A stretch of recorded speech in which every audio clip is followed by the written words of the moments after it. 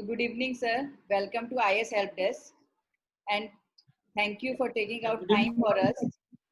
I will request you to introduce yourself. Good evening, everyone. I am Arun Kumar Gupta. I am an officer of 2010 batch of Indian Revenue Service, Customs and Central Excise. Now it become GST. And my optionals are Hindi literature and philosophy. And here is my colleague, Mr. Pramod Sharon. He is an officer of 2015 batch, and we are working together in the same organization, that is DG Systems. So right now we are looking after the automation work of Central Board of Indirect Taxes and Customs. So now I will request Pramod to review. शुरुआत मैंने geography and history रहे हैं पहले 3 attempts में जब 2 optional हुआ करते थे, और बाद के 3 अटेम्प्ट्स मैंने हिस्ट्री से दिए हैं। सर, आप अपनी सजेशन देना चाहेंगे, आप लोग नोट्स कैसे बनाते थे? मैं नोट्स अगर प्री की मैं बात करूं तो कुछ चीजें जो कभी याद नहीं होती थी, जो रटने वाली थी, उसका मैं ऑडियो नोट्स बनाता था। उसको सुनते वक्त जो रटने वाली होती थी, कुछ दीवार पे कुछ चीजें जो स्टैंडर्ड याद करनी है वो मैं लगा लेता था। लेकिन मेरा एक जरूर सजेशन रहेगा प्री और मेंस के लिए कि आपका सोर्स आपकी टेबल पे जरूर डिफाइन होना चाहिए कि मुझे प्री में अगर वर्ल्ड ज्योग्राफी पढ़नी है तो ये पढ़नी है, अगर एंशिएंट पढ़नी है यहाँ से, आर्ट एंड कल्चर पढ़ना है यहाँ से पढ़ना है, मेंस का एथिक्स का मुझे ये वो सोर्स एक आपका डिफाइन होना चाहिए। अदर जो नोट्स में आप हमेशा तय कर लीजिए कि आपका प्राइमरी सोर्स क्या होगा, और उसके बाद जितनी भी एडिशनल इंफॉर्मेशन है उसको आप उसी प्राइमरी सोर्स के साथ में अलग से पेज ऐड करके जोड़ लीजिए उसमें, या उसी पेज के ऊपर कुछ जो भी इंफॉर्मेशन आपको और एडिशनल कहीं से मिली है उसको लिख लीजिए। बट रिवीजन के टाइम पे आपके पास 10 बुक नहीं होनी चाहिए या 10 नोट्स नहीं होने चाहिए। There should only be one source. So उससे बहुत फास्ट हो जाता है। और परीक्षा में जो सबसे बड़ी चीज काम आती है वो आती है आपकी इंट्यूटिव नॉलेज। और इंट्यूटिव नॉलेज क्या होती है कि आपको पता होता है, अच्छा मुझे याद तो नहीं आ रहा लेकिन उस बुक में वो लेफ्ट साइड वाले पेज में ये चीज लिखी है। जब तक आप इस लेवल तक नहीं पहुंच पाते हैं, आपको समझना चाहिए कि अभी थोड़ा सा कमी है, और वो तभी आप पहुंच पाएंगे जब आपके पास एक ही सोर्स होगा। मेरी कई किताबें हैं, मैं आज भी बता सकता हूँ कि जो चीज लिखी है वो लेफ्ट साइड में लिखी है, राइट साइड में लिखी है। वो टॉपिक शुरू होने के बाद तीसरे पेज पे वो चीज मिलेगी या चौथे पेज पे, वो मैं बता सकता हूँ। एक और बात, आपने पूछा नोट्स कैसे बनाए, तो सारे लोग मैगजीन भी पढ़ते हैं जनरल स्टडीज के लिए। उसको भी सबका अपना अलग अलग व्यू होता है कि कई लोग क्या करते हैं कि एक ही मैगजीन को बार बार रिवाइज करते हैं। मैं क्या करता था कि एक मैगजीन पढ़ने के बाद फिर दूसरी मैगजीन खरीद के लाते थे। ये मैं बात कर रहा हूँ जो ईयर बुक्स आती है, बाद में एक कंसोलिडेट करके देते हैं। फिर एक दूसरी बुक लेके आते थे, उसको पढ़ने के बाद कम से कम 4 मैं पढ़ता था। उससे क्या होता है कि जो कॉमन चीजें हैं वो सब जगह आपको मिल जाती है, उनका रिवीजन होता रहता है। और बार बार पढ़ने का, अगर एक ही बुक को आप बार बार पढ़ते हैं तो उसका पर्पज यही होता है कि आप रिवाइज करना चाहते हैं।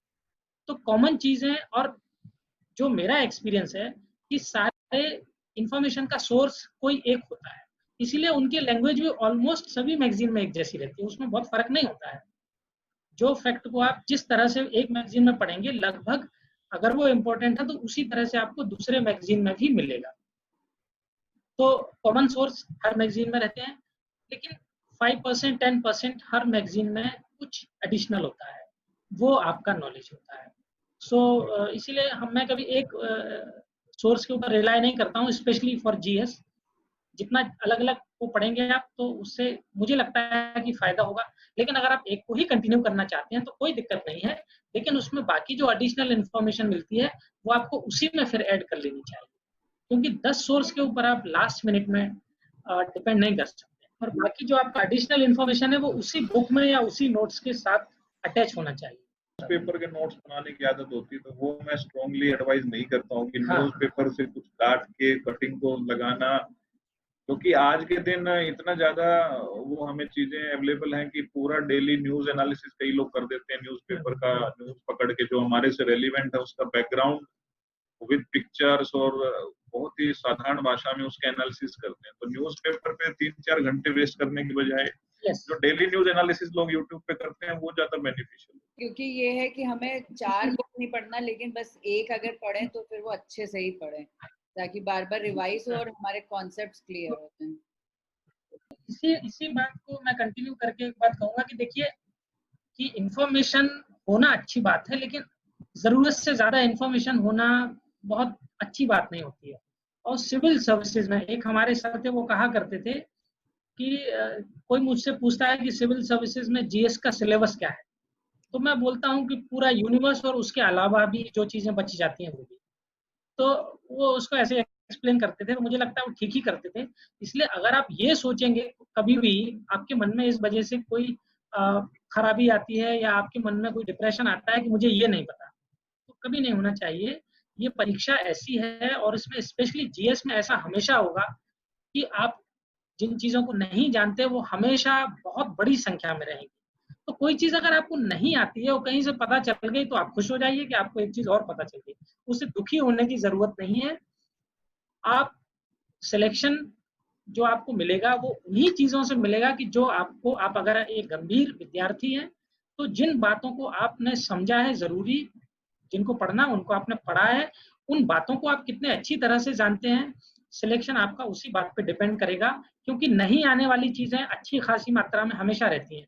अगर उसके वजह से आप डिप्रेस होना शुरू हो जाएंगे, उसके वजह से नेगेटिविटी आपके मन में आनी शुरू हो जाएगी, तो जो आपको आता है वो भी खराब हो जाएगा। ये मैं शेयर करना चाहूंगा सर, जैसे हिस्ट्री ऑप्शनल मैंने 6 बार मेंस लिखा है, और 6 की 6 बार में एंशिएंट और मेडिवल का जो पोर्शन आता था उसमें हर बार मैं मतलब प्रेयर करके जाता था कि मुझे बस जो 2 क्वेश्चन ऐसे मिल जाए कि मैं उसके बारे में मुझे आइडिया हो कि बस ये पूछना चाह रहा है, मतलब नियर अबाउट, एग्जैक्ट भी नहीं। तो क्योंकि हर बार ऐसे क्वेश्चन बन के आते थे कि आप मतलब उसको क्रैक नहीं कर पाते थे। मैंने बहुत ज्यादा एफर्ट्स किए, लेकिन हर बार मेरा यही टारगेट रहता था कि 2 क्वेश्चन एटलीस्ट ऐसे मिल जाए जिसको मैं ठीक ठाक लिख सकूं।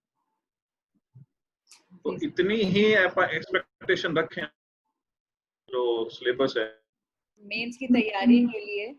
जो मेंस आंसर राइटिंग का है उसकी मतलब शुरुआत कैसे करनी चाहिए?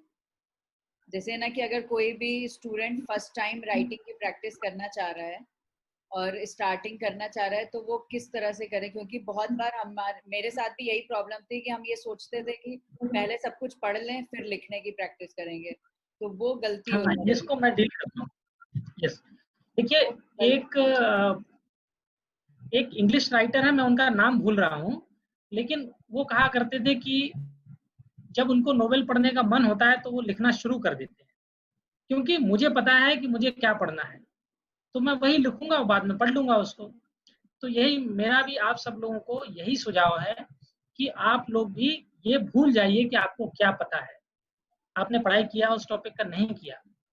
जो आपका प्रस्थान बिंदु होना चाहिए, जहां से हम शुरुआत कर रहे हैं, जो शुरुआती बिंदु आपका होना चाहिए वो ये होना चाहिए कि आप बिना पढ़े उसके बारे में क्या जानते हो।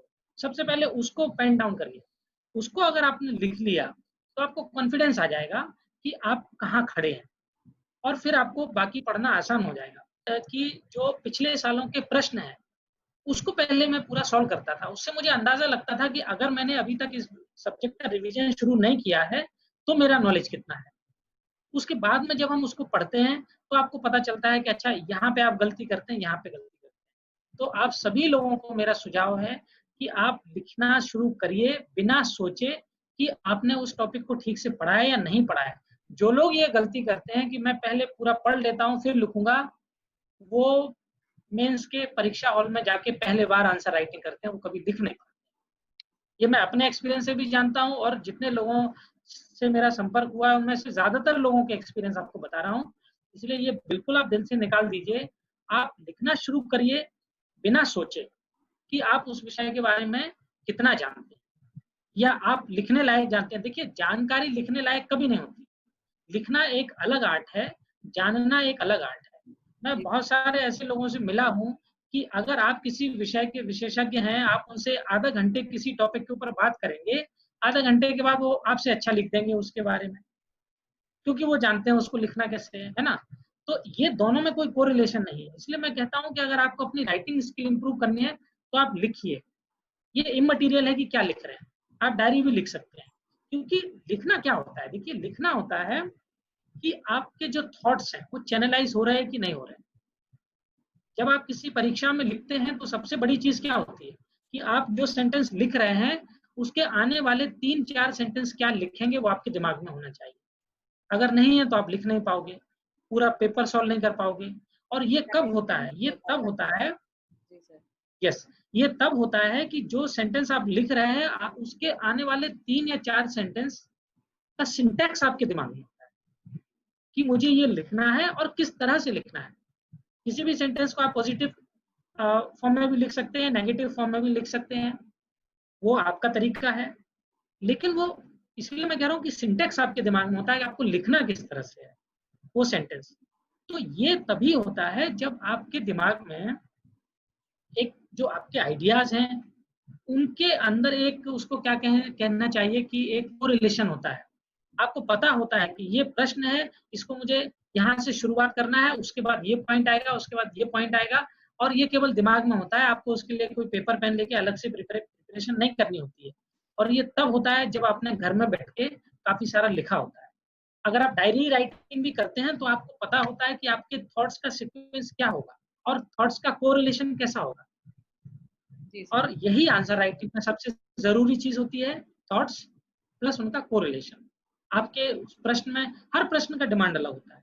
कुछ प्रश्न ऐसे होते हैं जो परिभाषात्मक होते हैं, मतलब उनमें केवल एक आपको उनको ठीक से बस परिभाषित कर देना है, उसको बता देना है कि ये क्या है। वो प्रश्नों में भूमिका बड़ी होती है, बाकी चीजें बहुत छोटी होती है। कुछ प्रश्न ऐसे होते हैं जो कि इनमें किसी सूचना की जरूरत होती है। जैसे कभी कभी पूछा जाता है कि आपको मूल कर्तव्य 10 कौन से लिख दीजिए, तो उसमें आपको कुछ करना नहीं, उसमें इंफॉर्मेशन का इंपॉर्टेंस है। कुछ प्रश्न ऐसे होते हैं जिसमें कि एनालिसिस की ज्यादा डिमांड होती है, विश्लेषण ज्यादा करना होता है। तो जो प्रश्न विश्लेषण के होते हैं उसमें मैं देखता हूँ कई लोग भूमिका में काफी समय खराब कर देते हैं। नहीं करना है, कितना छोटा आप इंट्रो करके और फिर कितना जल्दी टॉपिक में आ सकते हैं। जी सर। और मैं एक बात और बताना चाहता हूँ कि देखिए, आप कितना भी अच्छा लिखें, लेकिन अगर टीचर पढ़ेगा नहीं तो आपको मार्क्स नहीं मिलेगा। और वो कैसे पढ़ेगा? देखिए, हम सब लोग ह्यूमन बीइंग हैं। अगर हमको भी कोई चीज इंटरेस्टिंग नहीं मिलेगी तो हम नहीं पढ़ेंगे। तो मतलब मैंने किसी टीचर को कॉपी चेक करते हुए देखा तो नहीं है, लेकिन मैं अनुमान लगा सकता हूँ कि अगर मैं टीचर होता तो मेरी साइकोलॉजी क्या होती। इसीलिए क्या होता है कि आपके जो शुरुआती प्रश्न हैं, अगर उनको आपने अच्छा लिखा है तो ये मान के चलिए कि अगर वो आपका कॉपी पढ़ने के लिए मजबूर हो रहा है टीचर, तो फिर आपको अच्छा मार्क्स देगा ही। लेकिन अगर आपने इतना उसको क्या कहना चाहिए कि कैजुअली और बहुत कॉमन आंसर लिखा है, तो वो उसको अट्रैक्ट नहीं करेगा और फिर वो आपके बारे में एक मन बना लेगा और उसी तरह से आपको मार्क्स देगा। इसलिए बहुत जरूरी है कि आपके जो पहले और दूसरे क्वेश्चन बहुत कैची होना चाहिए, उसमें पंच लाइन बहुत स्ट्रांग होनी चाहिए, जिससे कि वो पढ़े आपके कॉपी। एक बार वो पढ़ना शुरू करेगा तो मार्क्स आपको जरूर देगा। जी sir. Thank you. Hope you have found the video useful. And for more guidance, visit our website www.ishelpdesk.in. And for any query, you can mail us at info@ishelpdesk.in or WhatsApp at 85860 55783. So keep watching our channel for more guidance. Thank you.